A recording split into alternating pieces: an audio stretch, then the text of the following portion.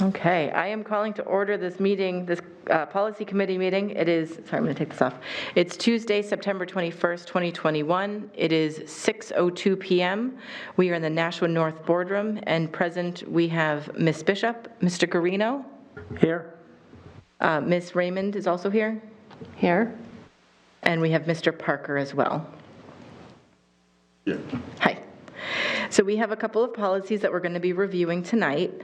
A lot of them are very old, and we are looking to rescind many of them because they are absorbed into other parts of information, law, and the internet, not the internet, the website, like the internet thing.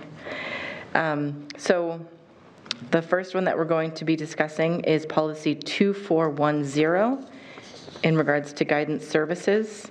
And Paula Johnson should be showing up, so I will announce when she's in here. She said she would be coming. So Mr. Parker and I chatted about these. Guidance services, were you guys able to take a peek at these? Okay. So guidance services, I think, is a policy that we can rescind because it clearly states what the guidance services are on our website, and I don't feel like we need a policy outlining it. It's in the handbook. And at least two features under the old policy we no longer do. So it's incorrect. Right. Like the pre-screening and there's another bullet. The last two bottom bullets of the old policy we've stopped doing. So it's... Yep. And to point out, this policy is from 1981. So I would think that we have successfully incorporated this into many other areas. Do you guys have any questions about it? Ms. Raymond? I have a question. Is there a corresponding policy that the New Hampshire School Board Association recommends regarding guidance services? No, we didn't check on that because a lot of the elements that was in the old policy, you get it on the guidance website. Okay. Like how you can get on the guidance website about how do you go about contacting your counselor, what the counselor's role is. And so it was more suited for a department meeting or introducing your child to their counselor. What can you expect, and not a policy. Okay. And so we did not look, I did not look to see that the National School Board had it or not, because it should be more of a procedure. This is what you can expect. Okay. Right. That's reasonable. So I'm looking to send this to the board for a full vote, but I'm motioning to rescind policy 2410 entitled Guidance Services. I will second. And we're all here, so all those in favor? Aye.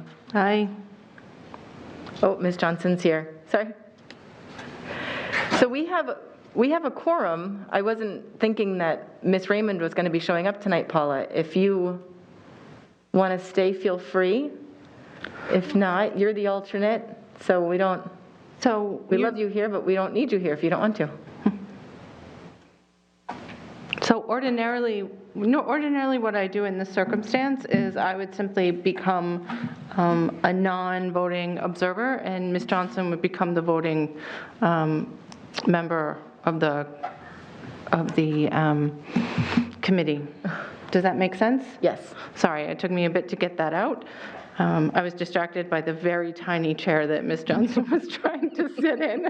Sorry, Ms. Johnson. That's We're sitting okay. here at the kids' table. Yeah. I'm tiny enough. You put me in a chair like that, I'm like, I'm really in kindergarten. It was a little ridiculous. I do apologize for running a few minutes late. I was on the way in, and a constituent was asking me when the next board meeting was, so I was answering his questions. So thank you. that's why I'm running kind of out of breath here. Oh, totally fine. So what I will do then is I will continue to be the note taker and no longer be a voting member of the committee, which is fine by me. Okay. So Thank you for taking notes. Ms. Johnson, just to give you a recap, we just reviewed policy 2410 in regards to guidance services. And we are sending that off to the full board just to rescind that policy. May I ask a question? Sure. Where does this policy now lie? So it can be found in the student handbook in regards to what guidance services are. It can be found in what the guidance job description is. And it does kind of vary differently from school to school, so that's why it's important to have it in the student handbooks. And when I reviewed this with the school psychologist, the head psychologist, Marcia Bagley and Bob Chopa, and they all agreed that they were surprised that this was still on the books. It's not necessary. Not Right. necessary, and they recommended that it be removed. It shouldn't be a policy. Yep. And it is a policy from 1981, Paula. Wow, that's the year I bought my house. Almost like, I was young then. May I ask a question? Why does it vary, the handbook varies differently by school to school? Why wouldn't it be consistent? Because I think in each of the needs are different in each school. So like the high school guidance counselors are helping more with postgraduate assistance, whereas in the elementary schools, they're doing more of the social emotional learning pieces. Middle schools are a little bit of both. Yeah. Transition between one to the other. And each school has, some things are consistent and probably could be more consistent across buildings within a level. And some schools have a little bit of their own personality, like to be captured in that, in the handbooks. So, But it is in their job descriptions. I think I have a problem with consistency in the district. I think this is where we're having a problem with the masks now, too, not being consistent on everything that was written up. I understand that, but I feel that all the elementary schools should be consistent with one policy. The middle schools and then the high schools, I don't have a problem with that. But if I understand that, some schools might be a little bit different to their own, I'm trying to think of the words, to their own design. That's not even the good word. But when we don't have consistency on the elementary, middle, and high school, then things fall apart when questions are asked. And so that's what my biggest concern on. We have no consistency on a lot of things in this district. So I don't think I'm going to support this unless I really see the handbooks to see what the elementaries look like in the 9 of them, and the middle school and the high school. And I think we really, as a board, need to take a look at this versus saying there's no consistency. We're eliminating this. There's not always consistency. And I think that's where we fall short a lot of times without the consistencies. Thank you. Okay. So the next one that we're going to be reviewing is policy GBL. And sorry, Paul, we already did vote on that, so I'm just not going to do it again. Is that okay? I would suggest that doesn't violate anything since it will go to the full board. Right. And perhaps Ms. Johnson will have an opportunity to look at those handbooks and then have her vote at the full board reflect either her feelings today or her feelings once she reviews the handbook, or if they're the same. right. And just to reiterate, if I may, that this policy, guidance services policy 2410, there are elements of it that we no longer do and haven't for a long time. Okay. So again, we'll power on. The next policy is policy GBL in regards to length of service. Again, it's a policy from 1981. I have a system here. We're going oldest to newest.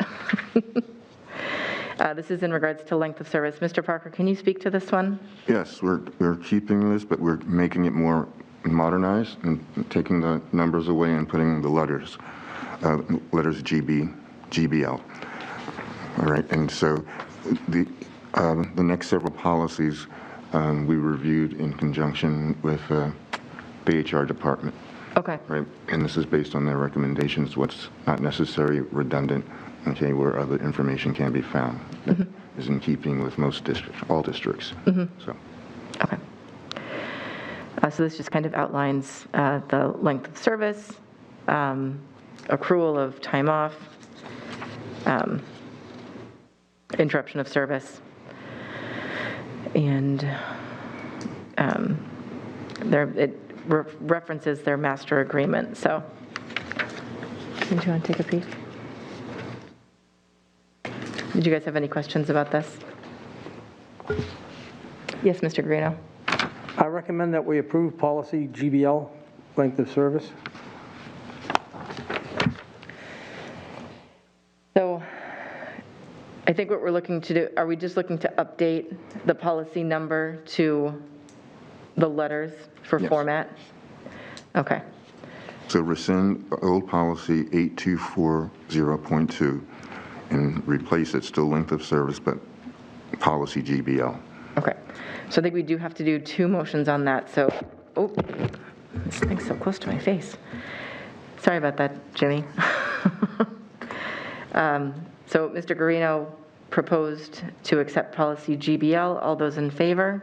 Wait, you need a second? Sorry. I'll second. Okay, thank you. All those in favor? Aye. Aye. And then the second portion is I'd be looking for a motion to rescind 8240.2 as it'll be absorbed, it'll renamed into policy GBL. Are you making the motion? So moved. I'll make the motion. Thank you. I'll second. Thank you. All those in favor? Aye. Aye. Sorry, I didn't say it either. Okay, moving right along. The next policy that we're going to be looking at is policy 8242.1. Looking to rescind this policy. Mr. Parker, do you want to speak to this? Yes, and based on the recommendation of the HR department, a lot of what the policy 8242 is now distributed in several other places where employees can get information. As you can see, we gave some examples, the Family and Medical Leave Act, for instance, and there were some other things too, but that was the biggest one. And so we thought it was redundant and wasn't necessary because what it says is reviewed because of FMLA, and when people have to take a leave. So that's explained, and they said that this was redundant. And also there was some other portion in the wording where it listed a couple of things, but not other things. Okay, and so FMLA, for example, is more robust, okay, in terms of information. And so, and we have to provide that. It's federal law, so. Yep. Do you guys have any questions? Nope. So I'd be looking for a motion to send this to the full board to rescind policy 8242.1. So moved. I'll second. All those in favor? Aye. Okay, this is fun. So the next policy is, looks like the same thing as we did before, where we're rescinding a numbered policy, relabeling it, and there are some changes. Mr. Parker, do you want to speak to this? Yes, we gave it a number, and we also changed the title. Okay, so this is a new policy. As you can see, originally approved in 1985, when we still use numbers. So, and changed the title to Extended Sick Leave for District-Wide Non-Affiliated instead of Unaffiliated, which is in the original policy. All right, so making even the language on how we discuss the terms more current. And full-time administrative and/or certified personnel. So. Excellent.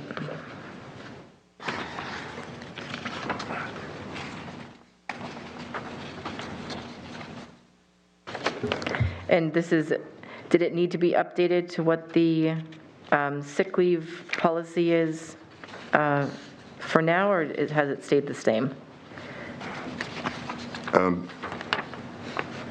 No, this is, we just changed the title. Okay, but do we still grant up to 10 additional paid sick days per year Yes, I believe so. We can do that. to a maximum of 50?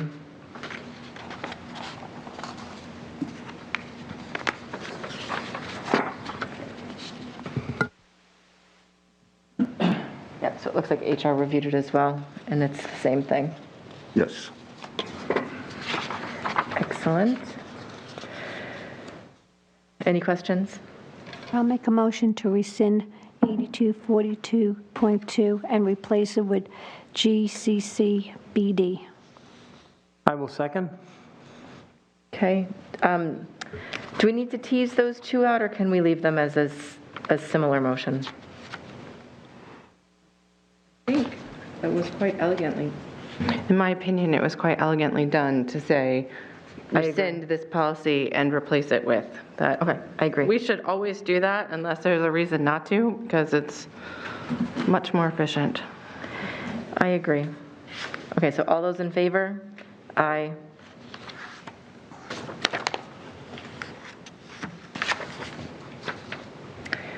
This is exciting.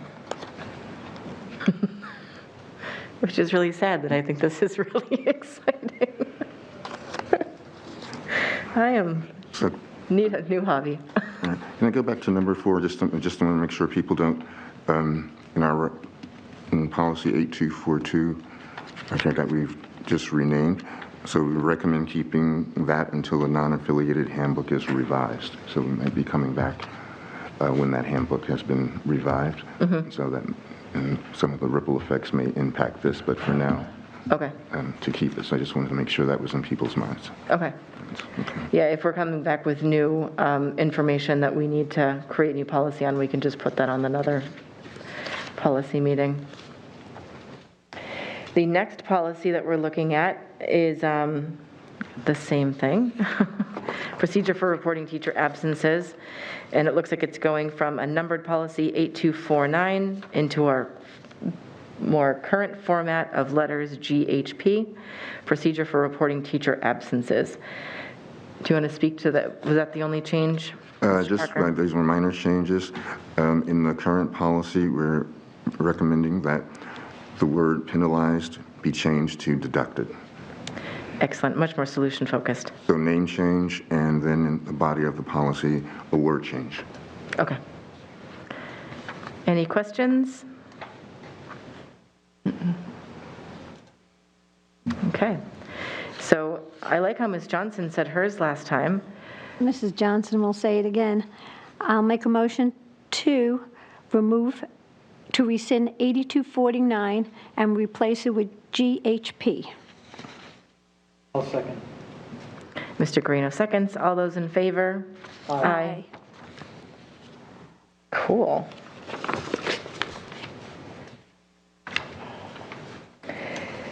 Okay, the last one, it's 6:20. I told my kids I'll be home at 8, so maybe I'll go grocery shopping or something. The next policy is proposed policy CCB, line and staff relations. Mr. Parker, can you speak to this one? Yes. So we want a clear and concise policy that just outlines chain of command in district governance between the board and the superintendent and everyone throughout the district in a clear, concise way. Okay. Particularly the line of responsibility. So responsibility shall flow simply and clearly from the teachers, principals, and the superintendent to the school board. That's the one you're referring to? Yes. Okay. And how is this different than the the tree that's already on the website for when you're going and looking at what responsibility falls to whom? Well, that's more sort of an outgrowth of this. If you want to tease out who's actually doing what, this gives you just the 10,000-foot view.